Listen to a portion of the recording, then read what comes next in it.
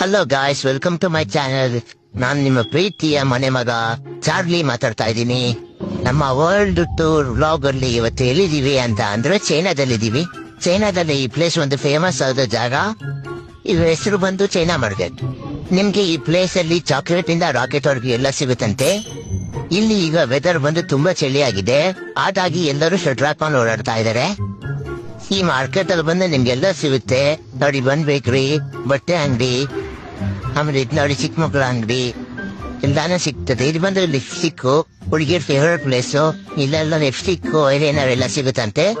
ಈ ಪ್ಲೇಸ್ ಬಂದು ಎಲ್ಲ ಚೆನ್ನಾಗಿದೆ. ಆದ್ರೆ ಇಲ್ಲಿರೋ ಪ್ರಾಬ್ಲಮ್ ಏನಂದ್ರೆ ಇಲ್ಲಿರೋರಿಗೆಲ್ಲರಿಗೂ ನಾಯಿ ಅಂದ್ರೆ ತುಂಬಾ ಇಷ್ಟ ಅಂತೆ. ಸಾಕೋಕೆ ಅಂತ ಅನ್ಕೋಬೇಡಿ, ಸಾಯ್ಸಕ್ಕೆ. ಯಾಕಂದ್ರೆ ಇಲ್ಲಿರೋರಿಗೆಲ್ಲ ಬೋಗು ಬಿರಿಯಾನಿ ಅಂದ್ರೆ ತುಂಬಾ ಇಷ್ಟ ಅಂತೆ.